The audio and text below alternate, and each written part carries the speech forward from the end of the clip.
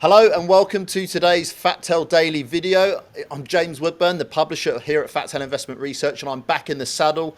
Much thanks to Nick Hubble, who stood in my place while I was away on a work trip. Brian, welcome back, mate. Hi, Woody. How are you going?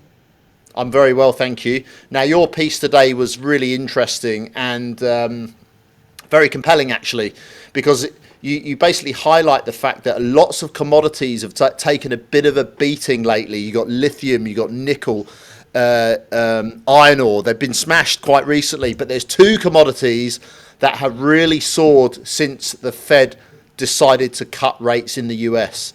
And perhaps we can start there.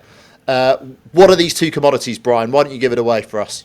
I was actually surprised you want me to kick it off by letting the cat out of the bag straight away, but because I wanted to give a bit of context first is Go for it. yeah the Federal Reserve last week cut interest rates not by 25 basis points but 50 basis points, and normally that should be welcome news to investors because lower interest rates obviously means that more cash would go into the markets, and that should pump asset markets up. But as we're aware, the last 2.5 years, we've experienced a rapid rate rise cycle. We also saw tech stocks boom and then boom and dumped, and then made a major recovery, and it's now almost at record highs again. We've had cryptos peak and then come down, and now it's also making new highs. Same thing with various commodities. We had the outbreak of the Russia-Ukraine conflict. Copper, nickel soared, and then they plunged.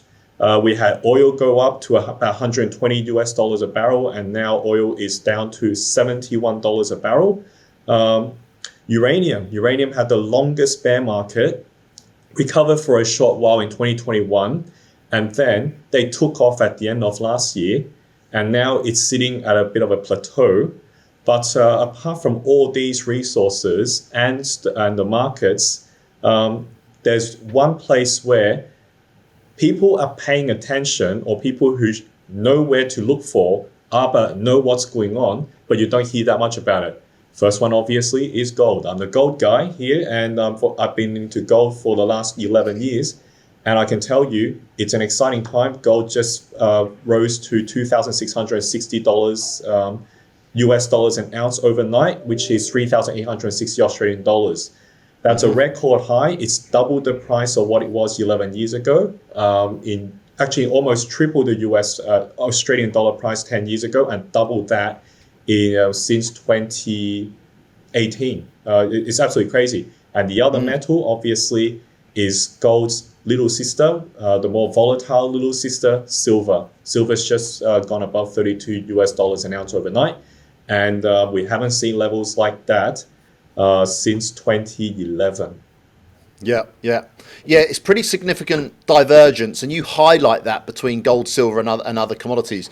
So, let's start on our next question. Yeah. What key economic or geopolitical factors do you believe are driving that trend specifically, and how might it impact investment strategies within precious metals? Yeah.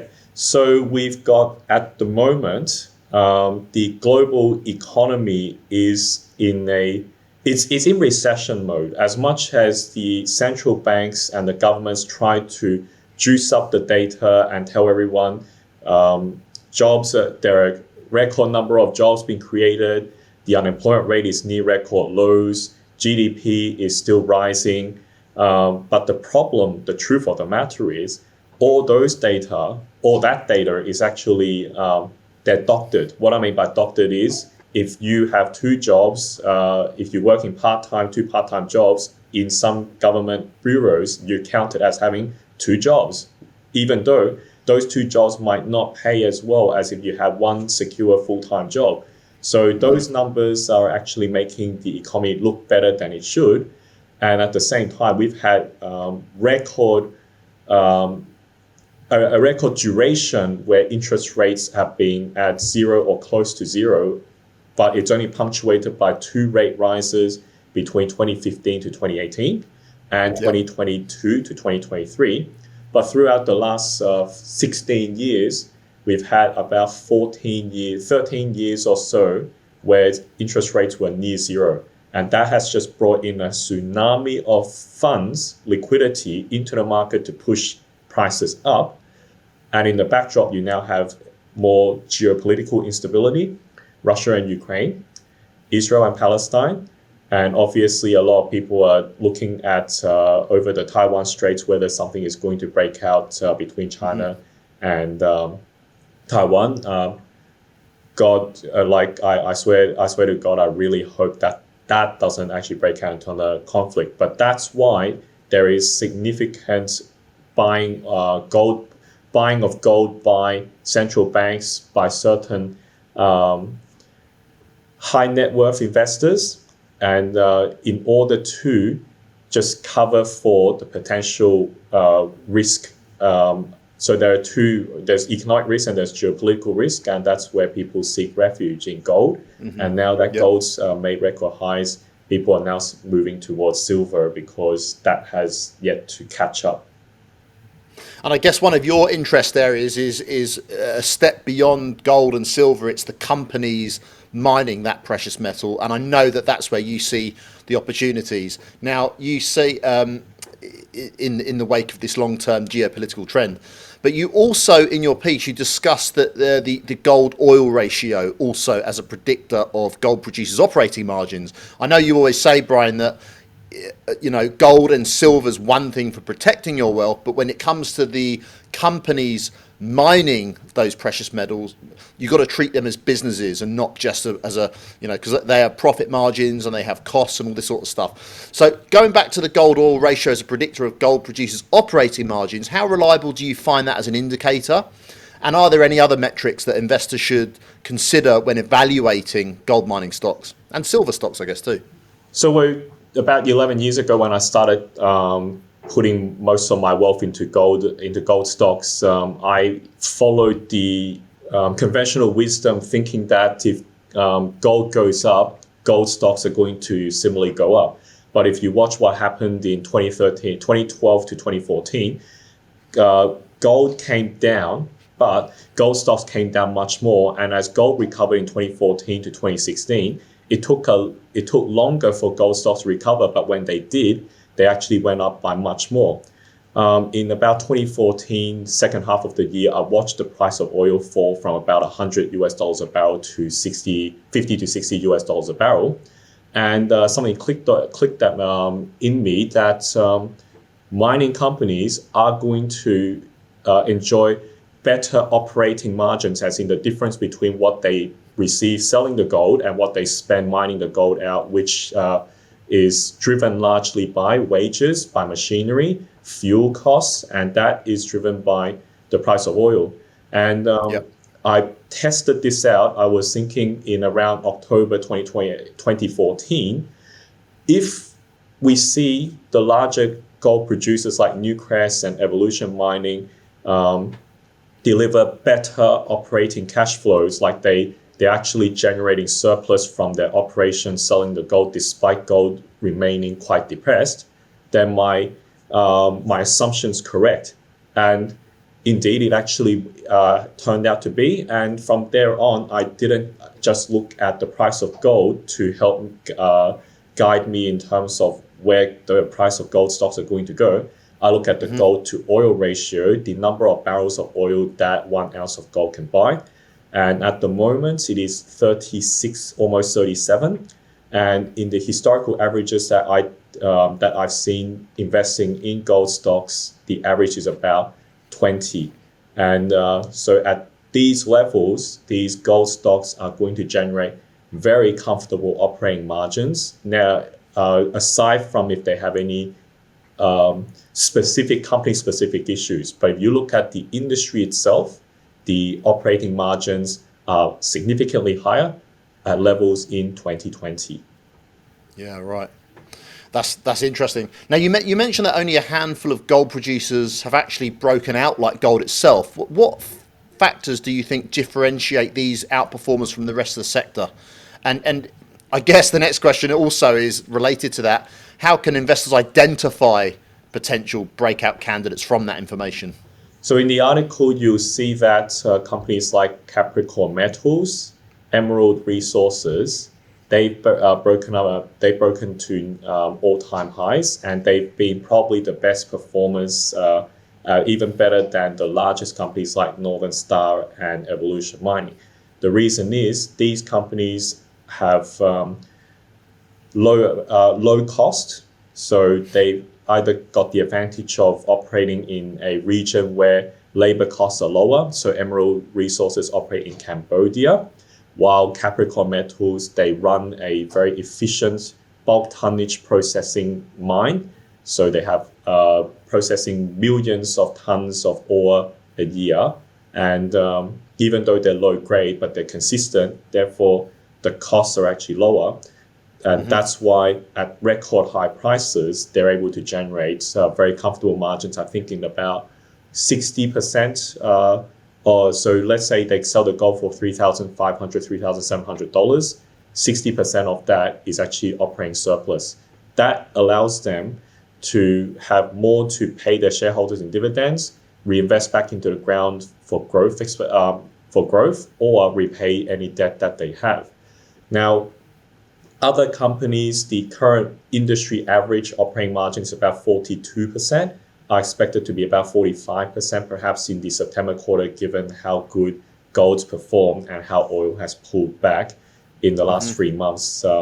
In June, the gold to oil ratio was about 27, and now it's gone up to almost 37. That's a 40% increase. Now, I don't expect that operating margins are going to jump 40% directly, because inflation's still acting, but I am actually very positive about where this is going to go, and that's why I think there's still a lot of room to move for gold producers, even though you have those two companies especially, and I think there was one more that just escaped my mind.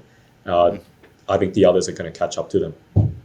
Cool. And I guess next week we can catch up on the inflation numbers, because I think they're out today, if I'm right. Final question, Brian. Given the current market conditions and your outlook for gold and silver, how would you advise investors to balance their portfolios between established gold producers and the more speculative early stage gold stocks? So just a quick disclaimer, none of this should be taken as financial advice, and it would be a good idea to firstly subscribe to my newsletters, the Australian Gold Report, and Gold Stock Pro, to find out more about how the recommendations I've got for producers and established producers and late stage developers in the Australian Gold Report. Or if you want to be really speculative, you can go for Gold Stock Pro, where I recommend some explorers and early stage developers. Some of them are finally starting to take off. How would I balance the two? I think what's really important is safety first, especially in a bullish environment like right now. The general market, the general investors are starting to now clamor on board, and they're going to chase these companies, larger companies first, and then they'll go down the list. A lot of the producers, as I've mentioned, have actually taken off to some extent. Some of them have definitely moved into the fair value range based on my model and my calculations. So they're going to run up higher, and there's going to be a lot of FOMO on that end. Then they're going to move down the list to the smaller producers, the ones which are probably a bit more marginal in their operations. In good times, they'll deliver pretty good surplus, but when gold pulls back or oil goes up, some of these companies might actually operate on a loss. Now, these companies are going to rise much faster because of the catch-up, but they're going to likely overshoot. We've got to be very careful about that. So right now, it could be a good time to accumulate some, but that's more for purposes of trading. And then you've got the small end of the market, the explorers and the early stage developers. These companies, a lot of them still haven't moved, and the massive FOMO is going to come into these companies near the end of the phase. And I expect that these companies could deliver multi-fold gains, but they may last for a very short time. How do we play that? Find out more in Gold Stock Pro. But hopefully that answers the question, and hopefully that entices or at least get some of you guys quite interested and excited about the opportunities, but don't Yep. play this field, don't play this space unsupervised. Very dangerous, and always advise people have someone to accompany you on this journey. Yep, yep. It's all about research, isn't it? Thanks, Brian. We're going to leave it there for today. As always, well, it's great to be back. And if you would like to read, as a starting point, Brian's Fat Tail Daily piece today, it's up on our website. There's a link below this in this description directly to that article. It's 100% free. I've also provided a link to the Fat Tail Daily sign-up page if you'd like to get our insights on direct to email on it each day. That's the insights that these videos are based on. And I've also provided a link to a special presentation if you'd like to take this journey further. Thank you, Brian. Till tomorrow, guys. Thank you. Thank you. God bless.